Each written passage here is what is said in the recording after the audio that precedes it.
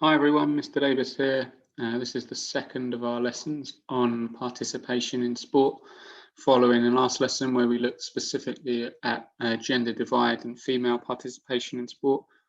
This one is more to do with disability sport, but before we get onto that, our initial starter task, focusing on knowledge recall from the previous few lessons. I won't read through every question, but if you can take a few minutes to pause the video here, go through each of these questions, make sure you've got a nice clear answer for each one of them, and then we will pick it up again shortly.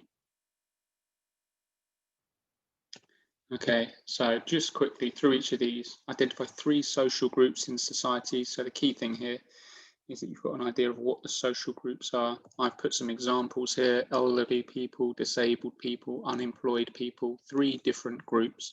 You might have picked other ones. The key thing that I want to make sure that you've not done is just put things like gender or age. Those aren't social groups. Those are things that you can consider when you're thinking about social groups, but those in themselves aren't social groups. Culture isn't a social group. Yeah, so those things aren't going to get you the marks. Second one, 3 social factors. I've put 1 mark. I don't know why I put 1 mark. It's obviously 3 things that you've got to do here. Identify 3 social factors which influence participation in sport. So the key thing with the social factors, so the influence of role models, influence of education, the accessibility. You don't have to detail any more information about it, but you just have to be clear that these are things that influence participation in sport. You don't have to say why, you just have to identify them. There are plenty of others that you could have had. Just make sure that you're clear on these are the things that influence participation. 3 barriers to female participation, specifics to do with female participation. So for example, a lack of role models, negative attitudes in society, and negative experience at school. There are plenty of others that may, in general, influence or act as barriers to participation for females in sport. These are just 3 of the ones that I've picked. You're not going to get a mark for just saying role models, attitudes, and education. You have to say, just add a little bit into it that just explains, put some context on it. It's the lack of role models that's going to be a barrier, not just role models. Role models are a positive thing. You have to say a lack of role models, or a negative. If you've gone to school and had a great experience of PE and school sport, that's not going to be a barrier.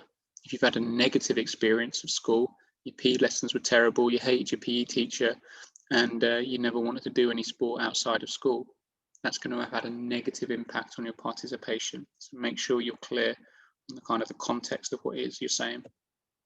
One example of technology which can support the recovery of an athlete. So this is just something we looked at a couple of weeks ago.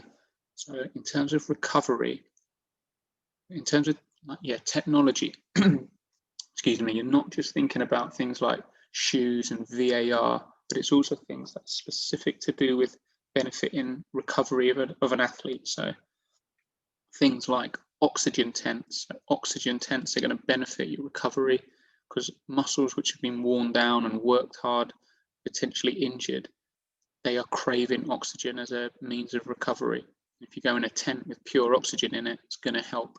Equally, an ice bath, and we've looked at that previously about benefits of an ice bath and how that's going to benefit an athlete immediately after intense exercise. You don't have to go into the details, you just have to identify them. And one example of technology which can support the performance of officials. So again, when we looked at technology a couple of weeks ago, we were looking at specific groups, not just the performers, but the coaches, the officials, spectators, even sponsors.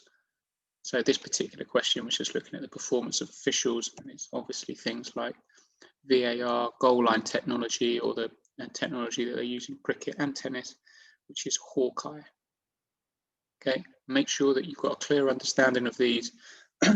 It's not necessarily about writing down the right answer, but what you can do is, it should flag up any topics of weakness or gaps in your knowledge. And what I would encourage you to do is go back. If you've got all of the technology questions wrong, go back and have another look through that. If you've got all the questions wrong, about social groups and female participation in sport, you need to go back over that stuff and make sure that you're clear on it, so you understand what social groups are, what social factors are, what barriers to participation are. That's absolutely critical before we move on. Okay, next slide. So this is what we're looking at specifically today. Okay, disability sport. And the learning objective, I will learn how barriers to participation can be overcome to improve participation of disability sport. Just make sure it's nice and neat. You've got a title underlined, learning objective written out in full, and then these keywords. We're going to go into it in a little bit more detail, but I've just kind of put a little bit of context with each one there. So in terms of disability, what do you think P/M might be? So P represents something physical, M mental. It's a little bit more complicated than that, but that in itself should just get the thought process going in terms of different types of disability. Integration is another word that might come up in the exam. You need to be familiar with that. It's essentially means like the involvement of all people, integrating them into the sport. And discrimination. So the key thing with this, prejudice and discrimination are often mixed up. Prejudice is a view or an opinion, and discrimination is about treatment or an action. So you actually do something about it. Just try and get your head around that before we move on. And then the first task, nice one. I want you to watch the video link below. The first thing to really do with it is one of my favorite videos. I could watch this all day long. It's a brilliant video. Just feel that, like, be inspired by it. I know that sounds a little bit la-di-da, but if you're going to get a really good understanding of disability sport, you need to kind of love it, and you need to have a real kind of understanding of what's involved and how incredible some of these athletes are.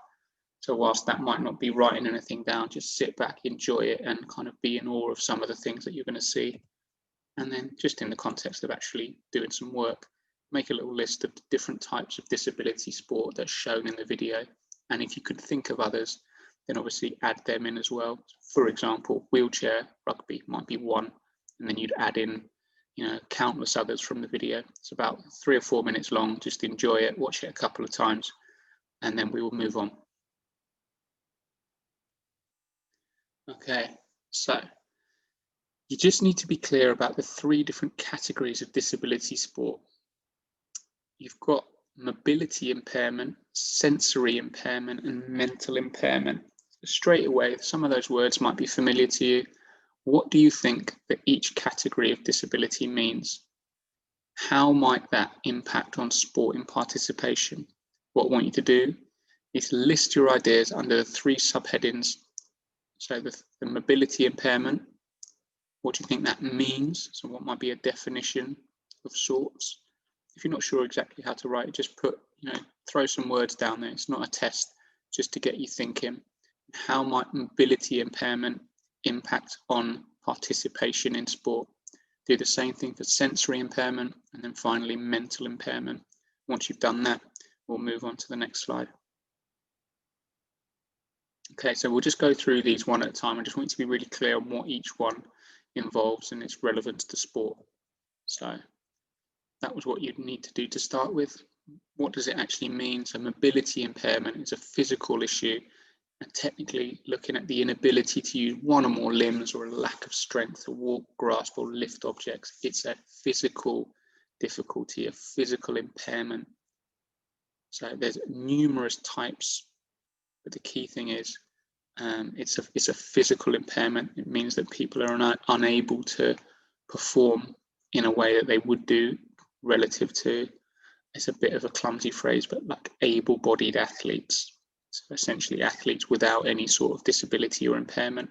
It wouldn't be fair to put athletes with mobility impairment in the same category as Usain Bolt. Yeah, it's just a difference. That's why that we've got the Paralympics and things like that. So it's a physical issue. And then the second part, how might that impact on sport and participation? Well, a range of different ways. So think about all the different types of disabilities. What's that going to, what kind of challenges, or what's that going to prevent them being able to do? For example, You're going to find it difficult to run, maybe swim, cycle, anything like that, anything that's relevant to whatever sport you're looking at.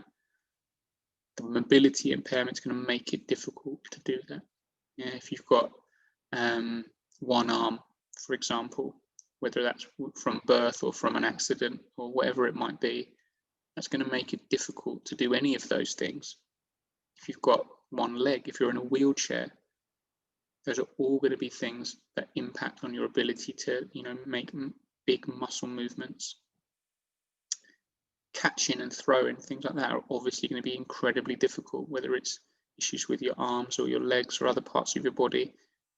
Those sorts of skills are going to be incredibly difficult to do. Jumping, lifting things, so that's what the grasping and lifting objects is about. Okay, you're not going to get a question necessarily specifically like this.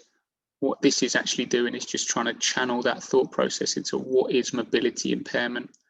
If you had a bigger question about disability, these are kind of the comments that you could be making in a bigger question if you just to break it down, add a bit of detail into it. So we'll do the same thing for sensory impairment. So just make a note of these things. So what does it essentially mean? So it's the loss of normal function of one of your senses. So think about what your different senses are. Essentially, vision and hearing are the most crucial ones. There are others, but let's just keep it simple and focus on these for now. And if you've got any sort of issue with your vision, i.e., you're struggling to see, or hearing, you're struggling to hear things, that's going to have a big impact on your ability to participate, potentially perform to a high level in sport. I know the pictures are a bit tongue-in-cheek, but it's just to guide your thought process. How's that going to impact? Well, have a think. How's it going to impact on your ability to play football, to play tennis, to swim? Any of those things, if you've got limited vision or limited hearing, you're going to struggle to see things. You're going to struggle to see the ball, the targets, the players. You're also going to find it difficult to hear, your teammates, opponents, officials. It's going to prove very challenging in terms of participating in a sport, certainly participating at a high level. Just make sure you've got each of these things down again, just to kind of shape your thinking. Mental impairment. Okay, so this one, it might sound obvious, but it's the inability to learn and develop intelligence. And that might sound a bit harsh, but essentially that's what mental impairment is to do with. It's also to do with potentially limited social skills.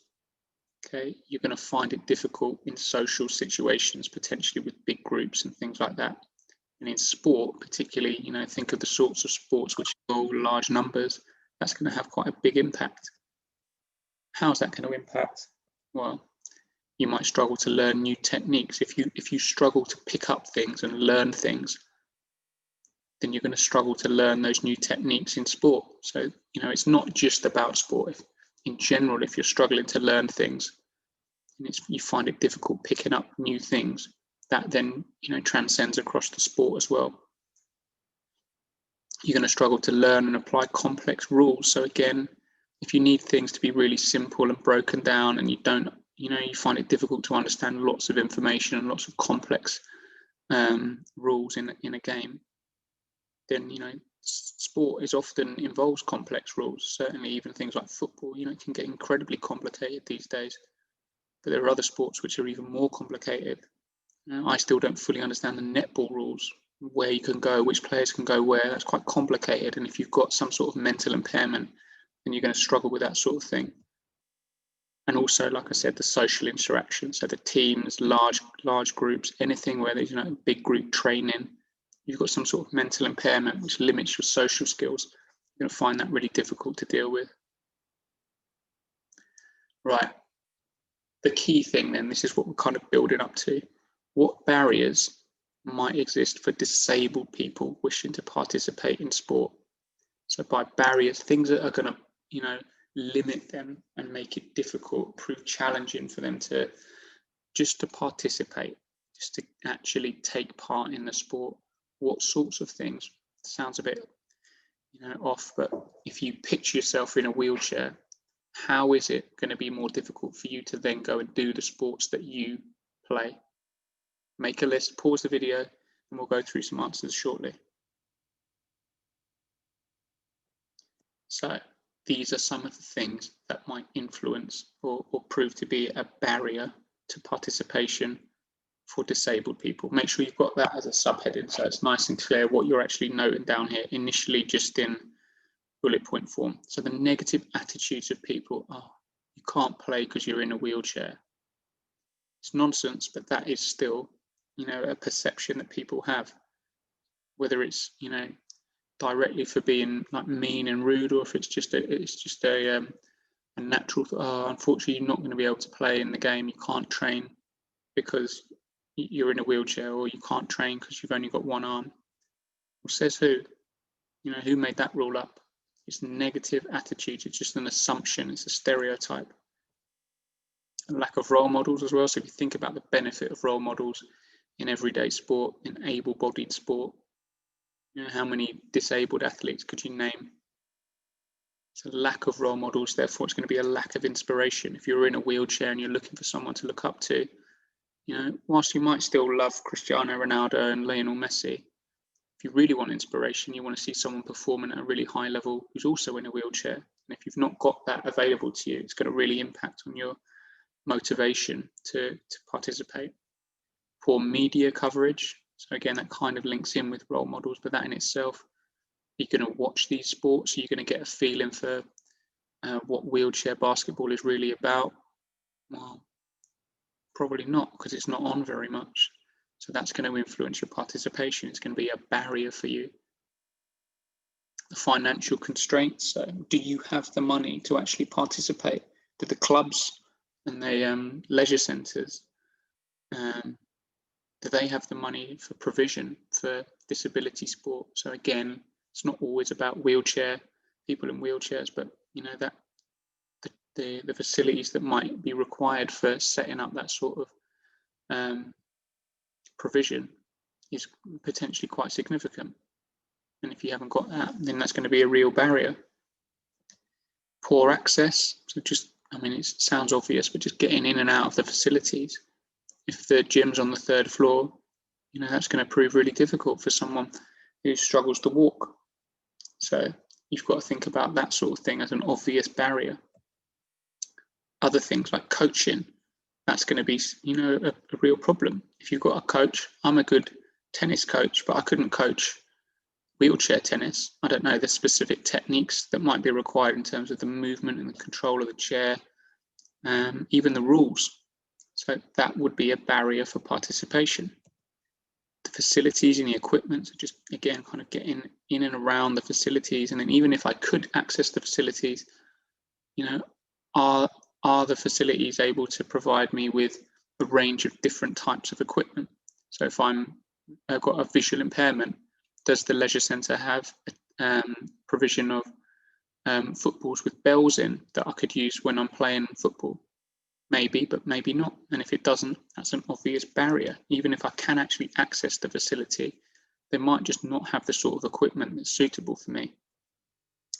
Education is obviously significant. Think of hopefully the influence that PE and your sport as a young person has had on you.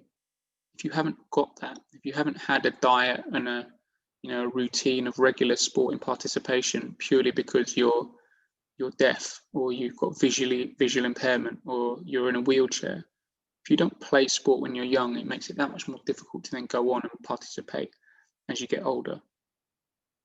And then finally, on this list, a lack of progression pathways. So you might have lots of these things, you might be very good at it, but if there's no sort of pathway through to, excuse me, I'm actually very good. What can I do with this? Can I join a team? Is there a kind of a county level? Can I move forward and play at an elite level? Can I be a professional?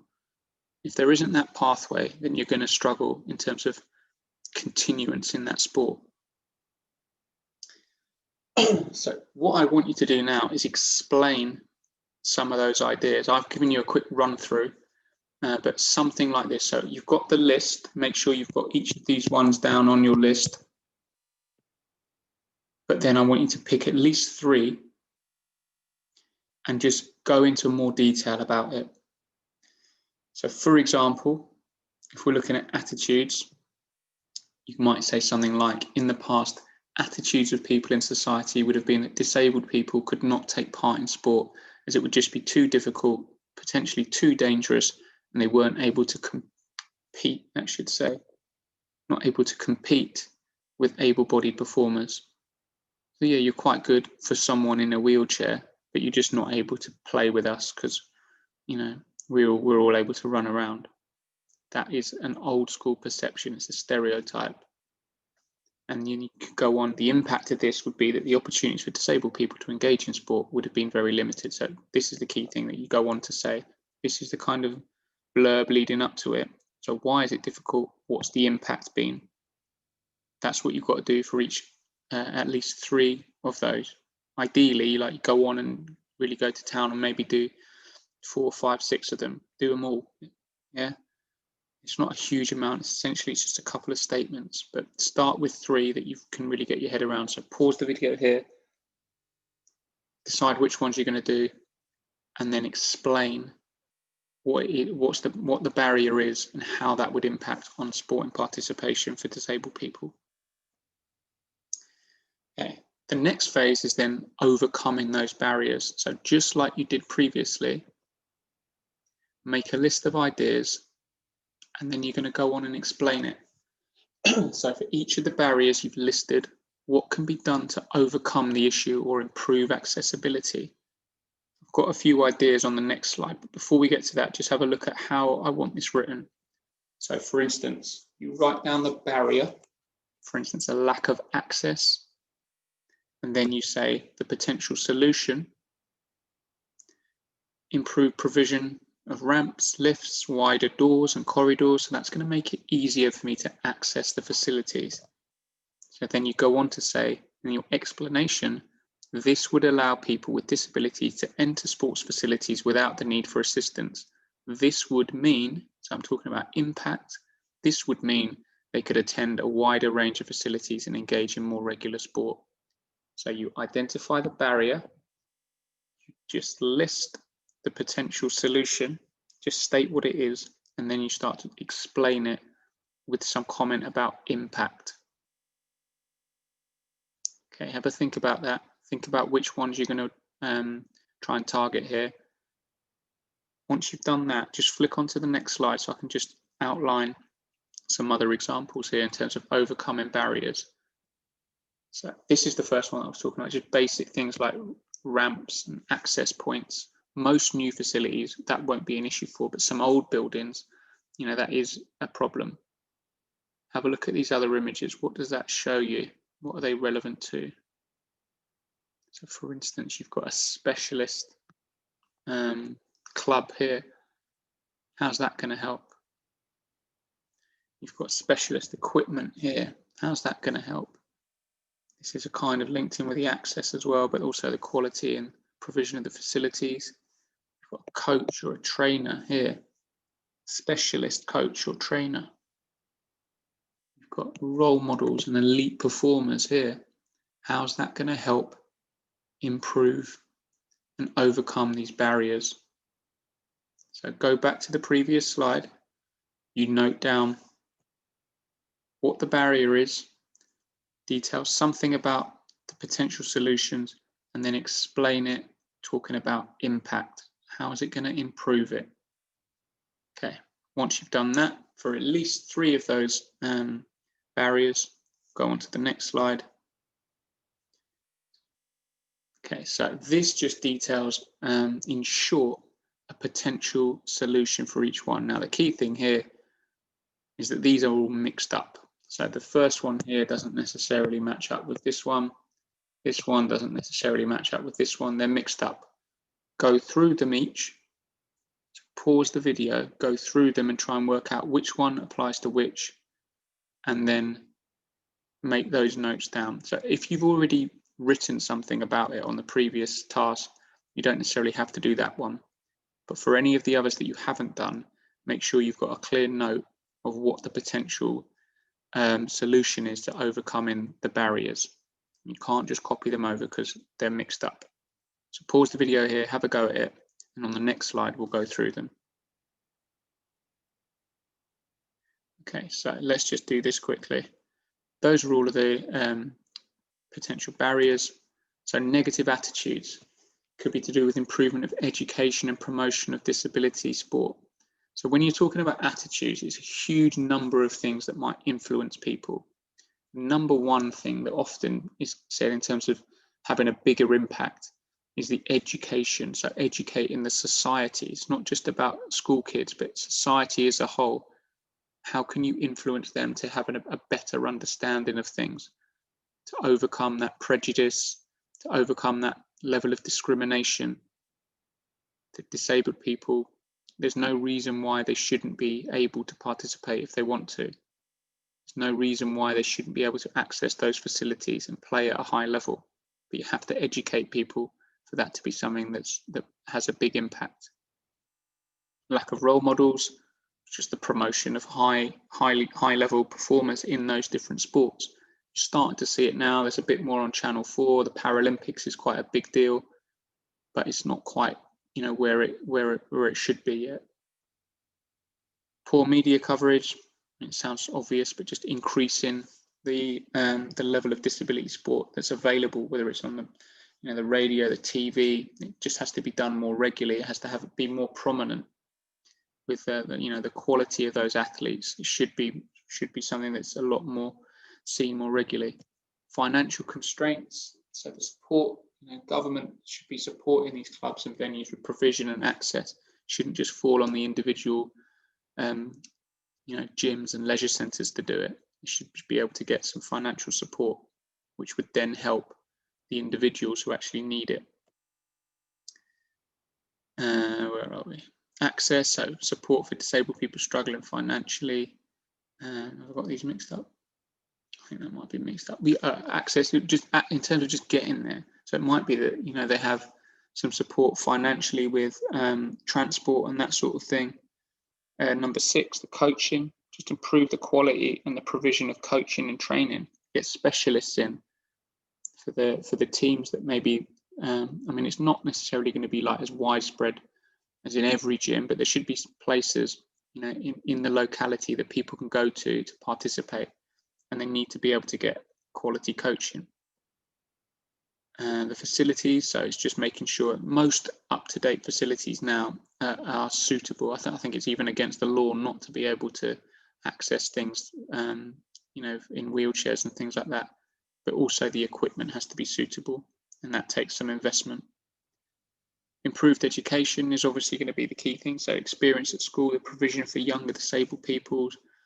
That's something that all schools are trying to do, but probably not well enough on the whole.